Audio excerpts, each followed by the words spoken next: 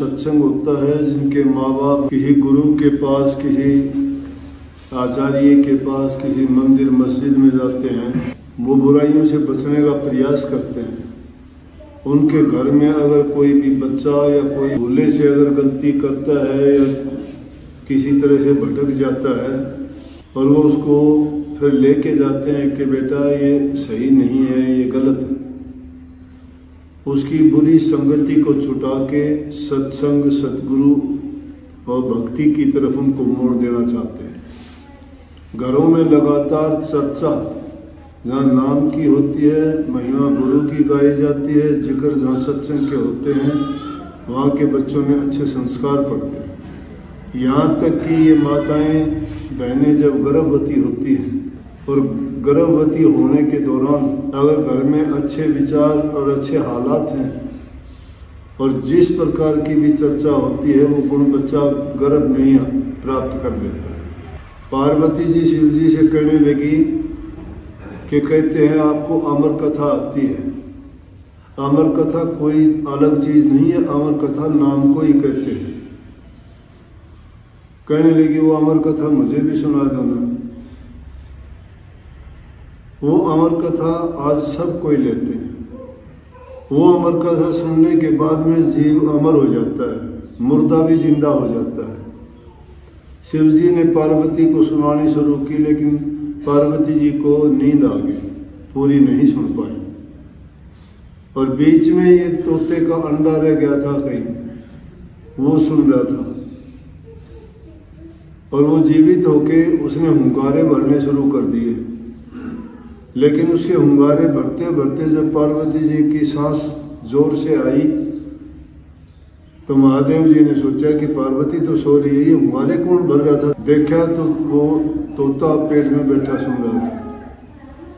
तोते को मारने के लिए महादेव जी उसके पीछे भागे। वो आगे आगे, वो पीछे पीछे, लेकिन क्योंकि वो अमर हो चुका था, अमर हो चुका था, एक अंडे में पड़े हुआ जीव जो निर्जीव हो चुका था और वो अमर कथा सुन के जीवित हो गया। और हम लोग वो अमर कथा सुनने के बाद, गुरु अमर कथा सुनाता है, वो अमर कथा वो मंत्र ही है, नाम जिसको कहते हैं, जिसको आप जपते हो, जिसको जपने का तरीका, ध्यान करने का तरीका, अभ्यास करने का तरीका जो बताया, वही अमर कथा है। हम जिंदा होते हुए भी उस रास्ते से भटक जाते हैं तो अमर कथा कहाँ सुनी हमने। ये मन की भावना होती है। अब एक छोटा बच्चा आया, दो छोटे बच्चे थे, उसकी माँ गुजर गई। बताया, जब पता लगा तो छोटे से बच्चे की अगर आपको बात सुना दी तो आप रोए बिना नहीं रह सकते। एक 3 या 4 साल का बच्चा क्या कहता है कि जी हमारे तो आप ही हो, अब आप हमारी रक्षा करना, हमारा कोई नहीं है दुनिया। इतना एक छोटा सा बच्चा जानता है, जो अपने आप को किस प्रकार से प्रस्तुत करता है। यूं तो गुरु नानक साहब के सामने एक छोटा सा बच्चा जाके बैठ गया, सत्संग में रोजाना जाके बैठ जाता था सबसे पहले और सबसे आगे बैठता था। तारू नाम था उसका, तारू। और नानक साहब कहने लगे, अरे तेरा नाम क्या है? बोला कि तारू है जी। बोला तू इतना छोटा सा बच्चा है, तो सत्संग में आके तुझे क्या लेता है? बोला जी मैं चाहता हूँ मेरा कल्याण हो जाए। बोले अरे कल्याण को भी समझता है तू तो। बोला तुझे कल्याण में क्या, तुझे क्या? बोला जी डर लगा काल का। वाह, अरे तू तो तारू बड़ा समझदार है। ऐसे छोटे छोटे बच्चे संस्कार जो ग्रहण कर लेते हैं, कहाँ से प्राप्त करते हैं? वो उन घरों से प्राप्त करते हैं जिन घरों में नाम की चर्चा होती है, गुरु की महिमा गाई जाती है, परमात्मा का गुणगान किया जाता है, जहाँ अच्छे विचार रखने के लिए बच्चों को प्रेरित किया जाता है। और जब वो बच्चे रास्ते से भटक जाते हैं, गुरु क्या करेगा? क्या करेगा जो गुरु के पास आता ही नहीं है? सुधार उसका भी होना बड़ा मुश्किल है जो गुरु के पास आता है, लेकिन जो सच्चे मन से, सच्ची भावना से आता है, उसका कल्याण में कोई रोक नहीं सकता। लेकिन हमारी भावना क्या होती है? हमारी भावना अगर नाम भक्ति की हो तो हमारा सुधार और कल्याण होगा, लेकिन हमारी भावना तो है ही दूसरे पदार्थों की। कोई कहता है मेरे बच्चे की शादी हो जाए, कोई कहता है मेरे बच्चे को नौकरी मिल जाए, कोई कहता है मेरे रोग और बीमारी से ठीक हो जाऊं। यूं तो कभी गुरु का दर देखते भी नहीं है, जब आफत आके पड़ती है तो चलो गुरु के पास। इसीलिए तो संतों ने कही कि अगर तुम सुख में सुमरण करते तो दुख में तुम्हें ये दुख आना ही नहीं था। सुख में सुमरण ना किया दुख में की ना याद, कहे कबीरता दास की कौन सुने फरियाद। फरियाद कौन सुनेगा उसकी जब अच्छा मौका था। लेकिन नहीं, धर्म तो ये कहता है कि ना तो जो बीत गया वो अच्छा था, ना आगे आने वाला उसका अच्छे के बारे में सोचो। जो वर्तमान काल है इसके अंदर अच्छा करो तो अच्छा है, नहीं तो कुछ भी अच्छा नहीं। अपने जीवन को सुधारने के लिए संतों महापुरुषों के पास जाके उनका वचन सुनो, चाहे सादी तौर से किसी को कहते हैं तो सोच लो उसका कल्याण कर दिया। जिस बात को हम नहीं जानते लेकिन वो बात सत्य होगी, आज नहीं कुछ दिन के बाद सत्य होगी। तीनों कालों में सत्य है, वो ऐसे सत्य नहीं होती। वो लोग उस पर विश्वास क्यों नहीं करते? लोग चाहते हैं कि अभी हो जाए मेरा काम, तो 1 मिनट, लेकिन दिल में तो भावना वो नहीं है। दिल के अंदर तो चोर छिपा हुआ है, दिल के अंदर स्वार्थ बैठा हुआ है, हमारी भावनाओं में लोभ और लालच बचा हुआ है। पवित्र और शुद्ध भावना से जो इंसान जाता है उसको तो चढ़ने की, मांगने की और दिखाने की कोई जरूरत ही नहीं है। फिर तो तुम गुरु कहाँ मानते हो? गुरु मानते हो तो उन्होंने गुरु से अंदर में मांग लिया करो, देखो तुम्हें मिलता है कि नहीं मिलता। लेकिन गुरु कब आके बैठेगा? अंतर में, जब अंतर की सफाई हो जाएगी। ये नहीं कि मलिनता भरी पड़ी है, मन के अंदर कचरा भर रखा है तुमने दुनियादारी के पदार्थों का, बुराइयों का, पाप कर्मों का, निंदा का, चुगली का, कपट का, धोखेबाजी का। वो तो कचरा तो अंदर में भरा पड़ा है और फिर चाहते हो कि मेरे काम हो जाएं। नहीं, मन को आप पवित्र करिए, शुद्ध भावना लाइए, शुद्ध पवित्र विचार रखिए। जब वहां पे तुम्हारे जो गुरु विराजमान होगा, फिर पूछना गुरु से, पूछने की बात ही नहीं है कोई भी। सब कुछ मिलेगा, वहीं मिलेगा। तुम्हारे ख्याल आने से पहले ही तुम्हारा काम कर देगा। लेकिन हम तो क्या कहते हैं, वो ख्याल ही नहीं है, हमारा विचार ही नहीं है। हम तो और ही कुछ भावना सोच के आते हैं। अपने आप कोई करना नहीं चाहता है। तुमने अगर खाना खाना है तो किसी ने खाना बना दिया, सब्जी बना दी, आपकी थाली में डाल के दे दिया, आपने खा लिया, आपको नहीं पता कैसे बन गया। इसी तरह से पका पकाया खाना चाहते हैं, मेहनत नहीं करना चाहते। और संत मत की ये बात है कि जो इंसान खुद मेहनत जब तक नहीं करता है उसको हासिल नहीं हो सकता कुछ। अपनी मेहनत करके देखो। एक महात्मा के पास में कोई भी अगर जाता था, कहता जी मुझे ज्ञान दो, मुझे समझ दो, मुझे भक्ति सिखाओ। बोला कि अच्छा तो मेरे पास कुछ दिन के लिए रहो, फिर मैं उसके बाद आपको बताता हूँ। तो जो भावना लेके जाता तो कुछ दिन में रहता, तो उसकी भावनाओं के अनुरूप वो सब कुछ समझ लेता कि भक्ति प्यार में है, भक्ति समभाव में है, भक्ति सेवा में है, भक्ति उनको प्रभु को याद करने में है।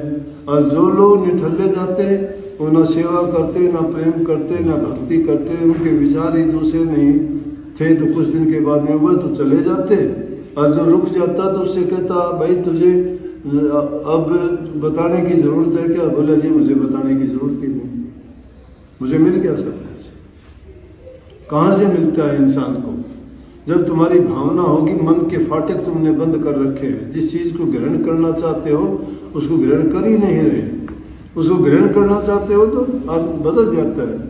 अरे एक छोटा सा बच्चा जिसको अच्छी तरह बोलना भाषा नहीं आती है, वो भी तो 1 साल में एक दर्जा पार कर लेता है, अगले साल तो दूसरी क्लास में होता है, 2 साल में तीसरी क्लास में हो जाता है, 3 में चौथी में हो जाता है। तुम कौन सी क्लास में हो?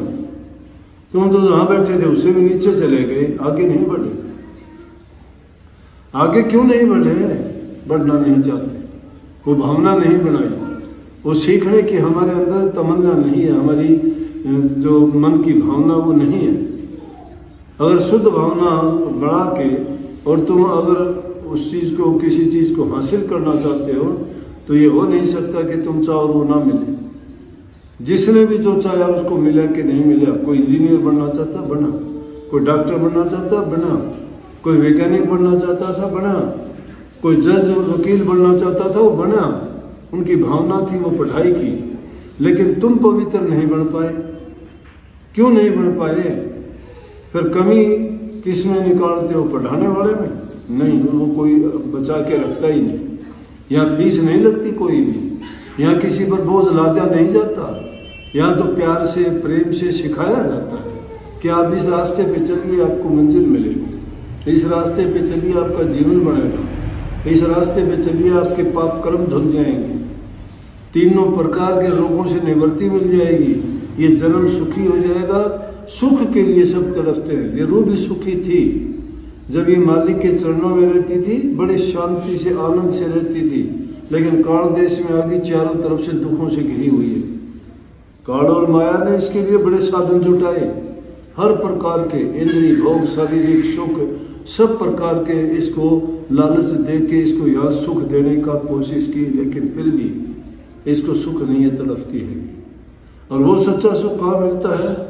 वो मालिक के चरणों में मिलता है। सच्चा सुख केवल भगवान तुम्हारे चरणों में। उनके चरणों में सच्चा सुख मिलता है। और वो जब तक नहीं मिलता तब तक ये रूह भटकती फिरती है। इसलिए संतों के पास जाके तुम उस सुख प्राप्ति का प्रयत्न करो, उसके लिए कोशिश करो। और वो जो बताते हैं उस मार्ग पर चलो। धीरे धीरे करके तुम्हारा जो पीछे के मलिन वासनाएं वो छूटती चली जाएंगी। हृदय शुद्ध और पवित्र होता चला जाएगा। और जो जो नाम की कमाई बढ़ेगी त्यों तो आप लोग को जो आपका उद्देश्य है पूर्ति होने में मदद मिलेगी।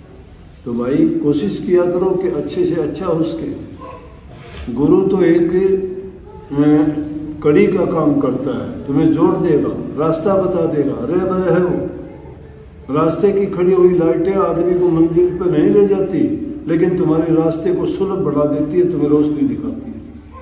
स्ट्रीट लाइट तुम्हें मंजिल नहीं दिखाती, लेकिन उस गली को रोशन कर देती है कि जिस पर चलते हुए तुम्हें सहायता और मदद मिलती है उनसे। इसलिए गुरु और आसपास के वातावरण से जो सीखने के प्रयत्न करते हैं वो सब लोग आपकी मदद करने के लिए तो तैयार हैं। दुनियादारी के लोग तो आपकी टांग खींच लेंगे शायद, क्योंकि यहाँ बहुत लोगों में वो है कि कोई उनसे आगे ना निकले, कोई उससे ज़्यादा सुखी ना हो, ईर्ष्यालु है। परंतु गुरु सबका अच्छा चाहता है। इसीलिए कवि साहब है, कबीर गुरु सबको चहर, गुरु को चहर न कोई। गुरु तो सबको चाहता है, लेकिन गुरु को नहीं चाहते। गुरु से भी ये चाहते हैं गुरु हमें इज्जत दे, गुरु हमें मान दे, गुरु हमें सलाम करे, और हम जो है नवाब की तरह गुरु के सामने जाएं, गुरु गिड़गिड़ाए। गुरु क्यों गिड़गिड़ाए भाई? जरूरत किसकी है? गुरु की है, हमारी है। लेकिन ये मूर्ख लोगों का काम हो, चाहते ऐसा है कि गुरु उनके सामने झुके। गुरु तो झुक जाएगा, गुरु का कुछ नहीं जाता है, लेकिन गुरु अगर झुक गया तो तुम तो मर ही जाओगे, फिर तुम्हारे पास क्या रह जाएगा। इसलिए कभी किसी को झुकाने की कोशिश ना करो, खुद झुको। जो खुद झुकना सीख जाता है वो सब कुछ प्राप्त कर लेता है। इसलिए नम्रता, दीनता आदमी में जब आती है तो समझो कि उसने सब कुछ हासिल कर लिया।